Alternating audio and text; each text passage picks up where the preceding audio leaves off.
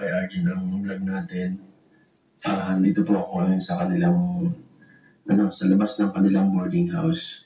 Kamustahin ko rin siya. At nakausap tungkol sa kalagayan niya ngayon. Siyempre, marami tayong mga viewers na nag-aalala para sa kanya, no? At ayan, kukumpirmahin po natin kung ano talaga, anong sakit niya, kung ano yung mga na obserbahan ng doktor, at kung meron pa mga test na gagawin, kasi kung meron po, ipapatingnan po at susunod pang mga vlogs. Sa taon? Nandito po sila sa Anihaw. Kasi nabi ko ba, vlog ka naman mo sa amin. Pasensya na. So, kumusta pakiramdam mo ngayon, Arjun? Na-update pa din po yung sa may bandang puso. Anong nangyari kung pwede ko lang malaman, kung anong nangyari nung nitong nakaraan na bago ka na himatay? Kuya, nandito po kasi sila mga natulog nung kailan ba yun? Nung Sabado po, nagpunta po sila dito. At nung nagising pa po na alas 7 ng umaga. Nandito po sila mama sa kwarto, nakasikaso po sila at mauwi na daw. Tapos sabi ko, mag-ingat na lang, madalang pa ako. Tapos natulog pa ako ulit noon. Tapos pag nagising pa ako, pag-ubo ko po. Biglang parang bumarap ko sa may puso ko, hindi na po ako nakahinga. So hindi lang yun tungkol sa asma? Opo.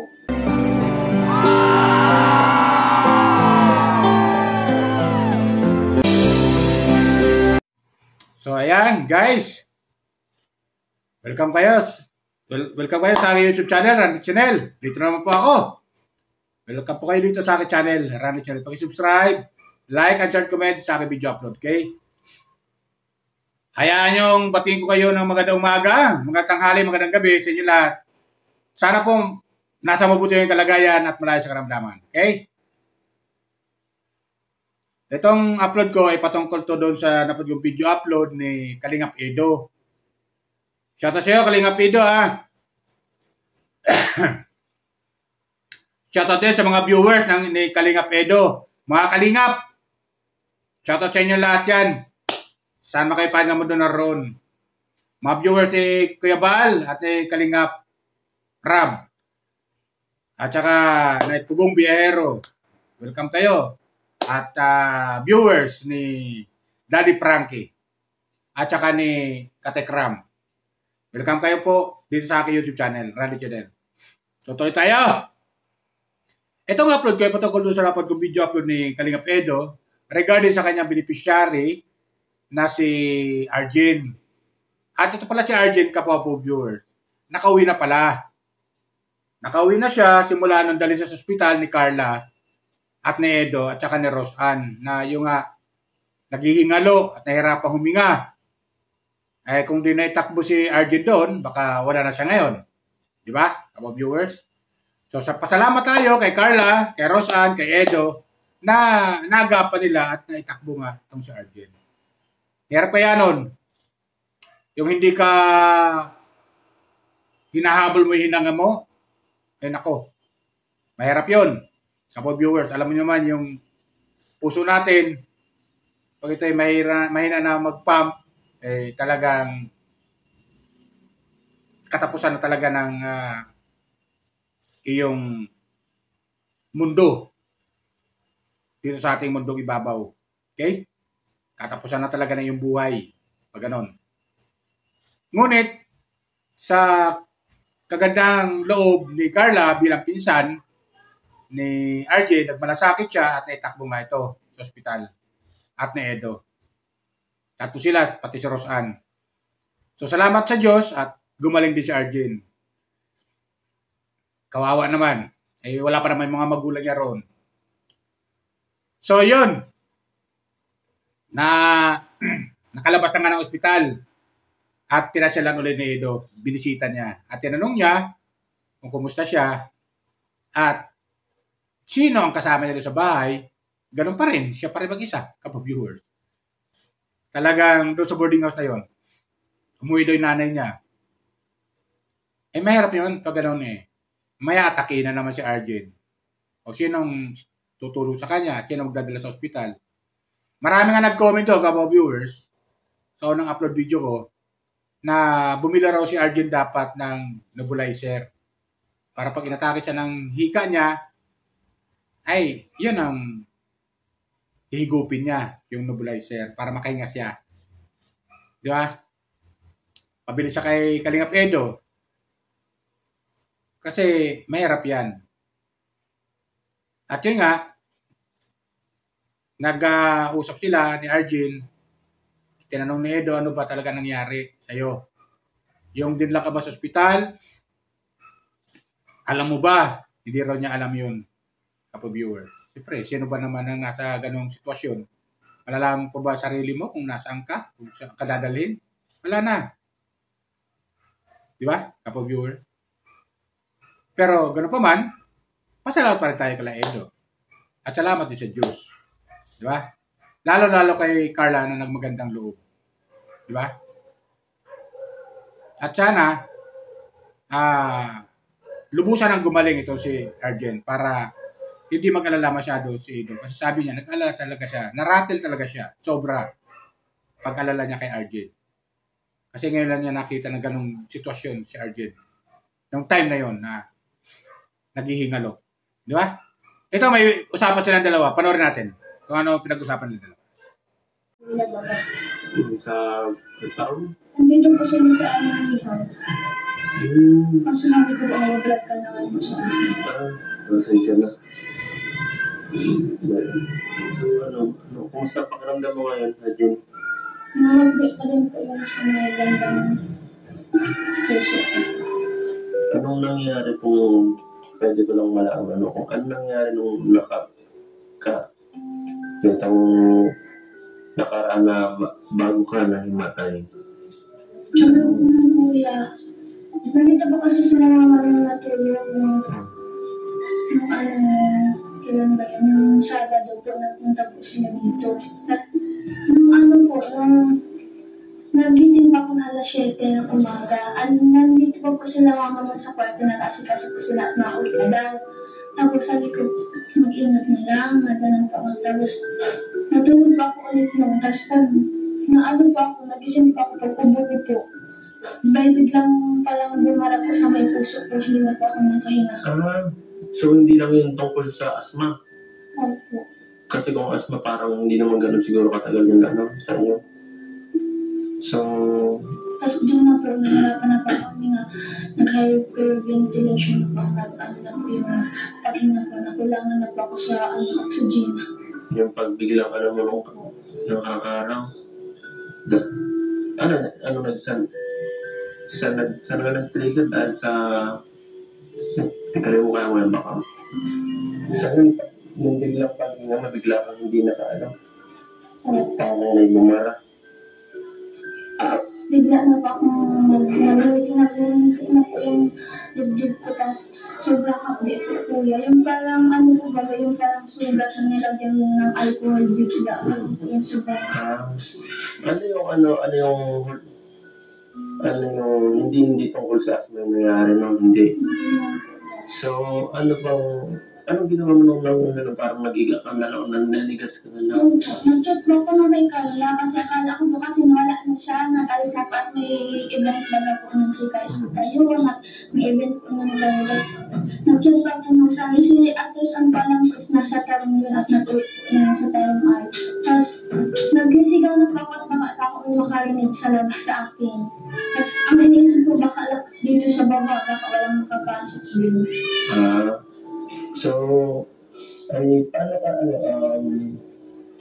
anong nakita ka nilang anong unang ginawa nila sa'yo para matulungan ka? Tinutok po sa akin na electric tapos yung plan po ni Carla is nagdiligo po si Carla pala ay bilis-bilis po siyang napunta sa akin. Hinapo siya natalo sa akin. Akala ba niya yung parang okay, mabilis na mawawala na parang Pinakano po nila ako. Pero hindi, nasobrang na pala. Alam na po sila nila na parang, ay, delikado, parang medyo hindi na ito normal nung nakaraan kasi nagtawag na sa akin, ano. Alam mo po yun ni Carla na hindi na yung normal at yung dati po, ganyan din po nangyari sa akin. Mm. Siya po yung nag-ano po sa akin, siya po yung natawagan din po So, pagkatapos yun, bakit hindi ka nagtawag sa mga ibang ano? O ano, ako lang na contact mo o ano? Ila, ano? Hindi ko po alam yung kinukarla ko. Bakit? Saka, nung nakarabat, hindi agad ka nag, ano, di ba, mas malapit ko kung kaya na lang kasi nakakatakot kung ako pangintay niya ng tagal-tagal ko pa. Hindi ko pa alam sa kanila, sila na po yung nag-ano sa akin, hindi na ako nakakasalita. Yun nga eh. So kasi po, sobrang, pag Hindi mo na rin kaya magsalita ka ganun. hindi pa nigas na daw po ako sa inyo na Carla. Hindi mo na ba, ramdam mo yung nangyayari, hindi mo na alam. Hindi na.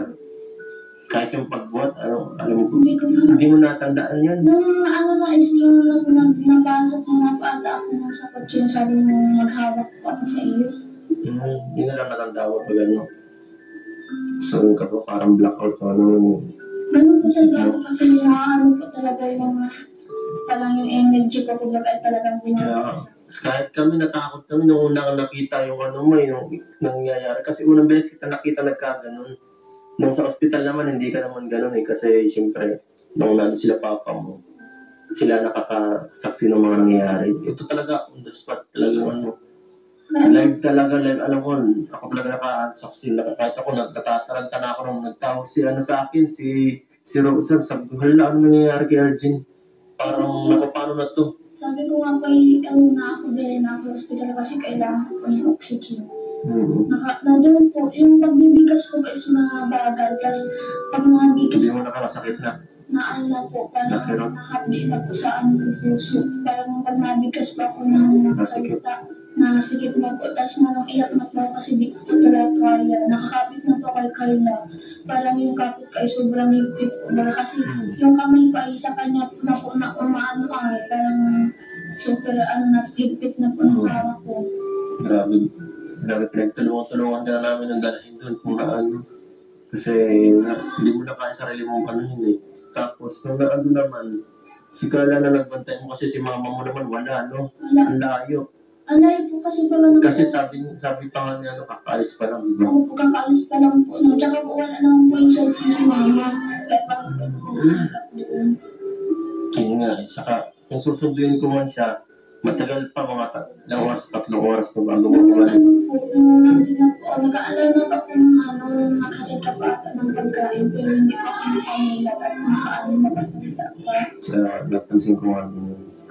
So, yan. Buti na lang yung mga pinsan ko, ano, sobrang nasakit, no? Nung ano na po ako, nung okay medyo, sabi ko kay Carla, sabi ko, Carla, kung may ano kayo, may event, sabi ko, maghabol na, sabi ko po sa kanya. Sabi niya, nagpaalam na daw po siya kay Kuya. Sabi ko nga, at baka magalitan ka, baka ako yung ano, baka dahil sa akin, ako yung ano ng iba. Hindi naman yan kasi So, yun, di ba? Napanood natin yung usapan ng dalawa. At ayon kay Arjen, nung tinanong siya ni Edo, ano ba talaga nangyari? Ayon kay Arjen, para daw yung puso niya, parang may sugat na binlagyan ng alkohol na yun ang naramdaman niya. At nahihirapan siyang huminga. Kaya naghanap siya ng paraan, kung maaari, baka sigaw man lang siya, baka may makarinig sa kanya ng kapitbahay, matulungan man lang siya. Di ba? So, ganoon naman talaga dapat eh. Pag mga emergency, ang unang-unang tutulong talaga sa'yo, kapitbahay mo talaga eh. Kaya, huwag nating aawayin yung kapitbahay natin kasi siya pa rin ang kapitbahay natin ang tutulong sa atin. Eh kung hindi maganda pinapakita mo sa kapitbahay, eh, pababayaan ka dyan. At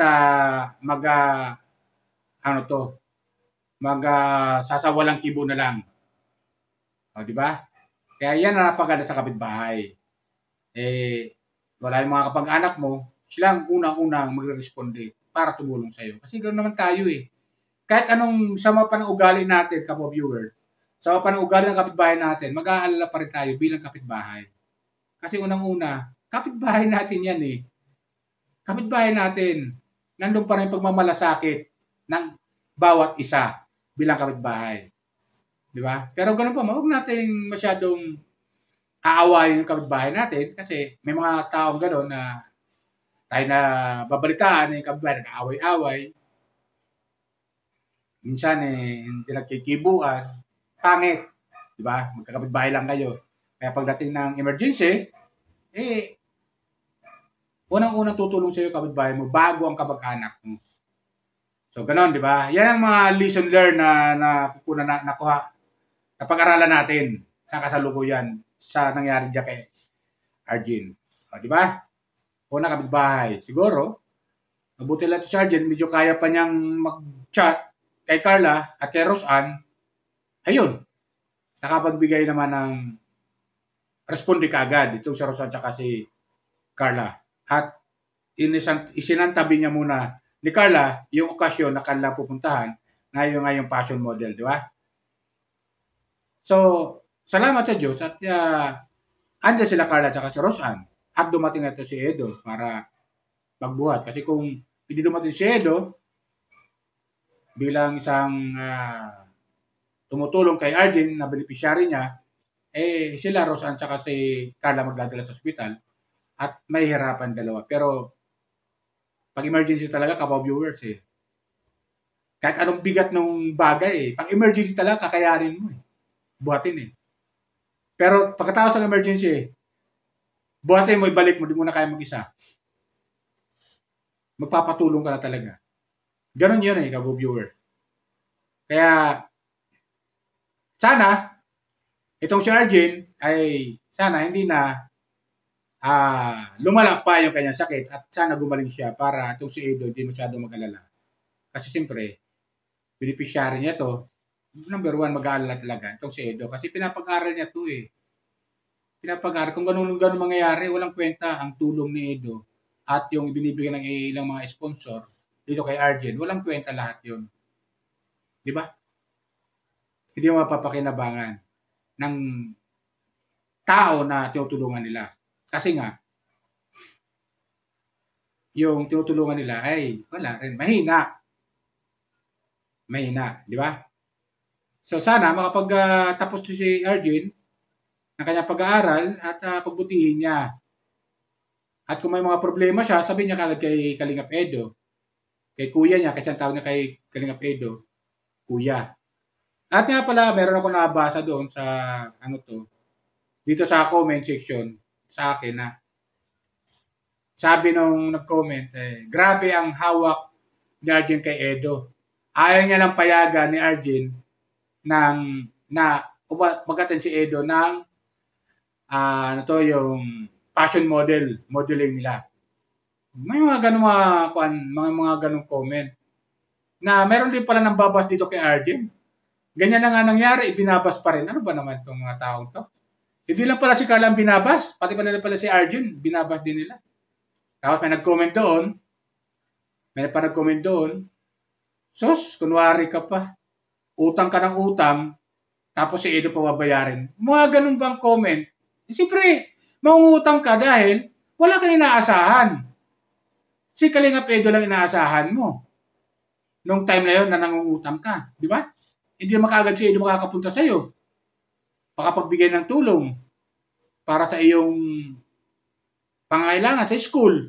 So, mangungutang ka. Di ba? Ganun yun? Yun na siguro. Yung sinasabi ni Arjen sa una na, kuya, marami na akong utang. O, di ba? Ibig sabihin, nakakautang siya kahit paano para kung dumating si Edo at ibigay sa kanya yung allowance niya, mababayaran niya rin naman Yan ang kagandahan sa atin. Kung may magpapautang, salamat tayo. Magpasalamat tayo. Kung wala magpapautang, wala tayo magagawa. Pasensya. Ito talaga kung inutang mo, walang-wala rin. Alam na pautang sa'yo. Di ba ganun yun, viewers? Wala naman tayong ganun. Pati hindi lang pala si Carla ang binabas dito. Pati pala si RG binabas din. Grabe talaga itong mga taong ito. Walang pakundangan kumambas talaga. Sobra talaga itong mga taong ito. Ano ba naman kayo? Ano bang pag-iisip meron kayo? Nasaan ba yung mga puso ninyo? Nagkasakit ang yung tao, babas nyo pa. Ano ba naman yan? Huwag naman kayong ganun. Sobra na yan. So yan lang sa akin viewers. Palala ko lang po ulit. Baka baka may mga bago dyan na viewers ko na mga sumusuporta kay Kalingap Edo, pakisubscribe lang po dito sa akin video upload kung nanonood mo po kayo. Maglalambing lang po ako. Baka po pwede. Kung hindi nyo kalabas sa inyo. Subscribe lang po kayo, like and share, comment. At pakiusap lang po, huwag po kayong mag-skip ng ad. Okay? Yan lang po. Bye. Ingat po tayo lagi. Pagpalain po tayo ng pumay kapal.